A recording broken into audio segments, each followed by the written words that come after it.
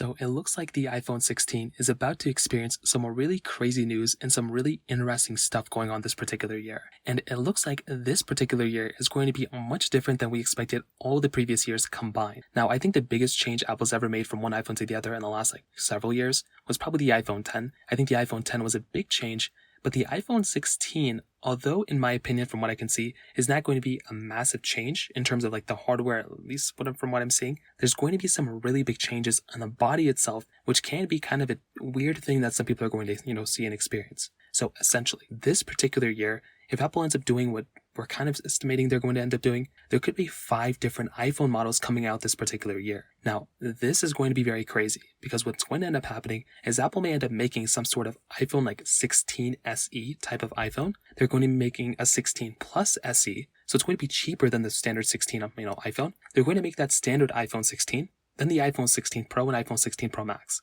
So that right there shows us that there's going to be 5 different iPhones available from that point, which is going to be crazy. I think the price of the iPhone 16 base model is still going to be around $799 to $829, unless Apple goes through and increases the price tag a little bit. Then maybe the 16 SE will start at $699 or $649. The 16 Plus SE at maybe $799 or something like that. And maybe the 16 Plus SE and 16 will be the same price.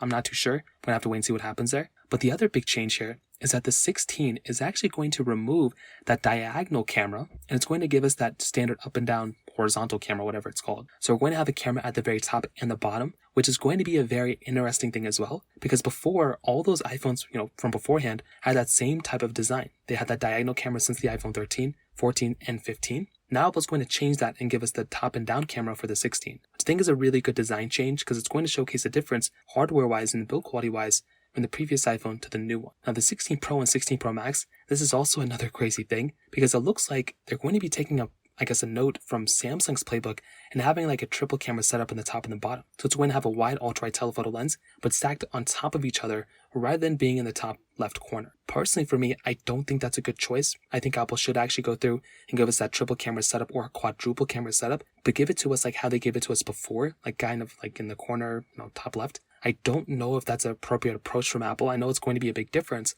and it's going to look different, but I don't know if I like that more so than I like it on the current 15 Pros, to be honest. Now, there's going to be lots of improvements, lots of changes, all that good stuff. We'll talk about that in a later video. But hardware-wise on the outside, that's some really interesting stuff that's going on here because it looks like the iPhone 12 is going to kind of be coming back, which is pretty crazy. So if you have any other thoughts or questions, please let me know in the comment section below. Hit the like button, that'll mean so much, but definitely hit that subscribe button. More importantly than everything else, I love every single one of you guys. Hopefully I'll catch you guys in the next video. Peace out till then.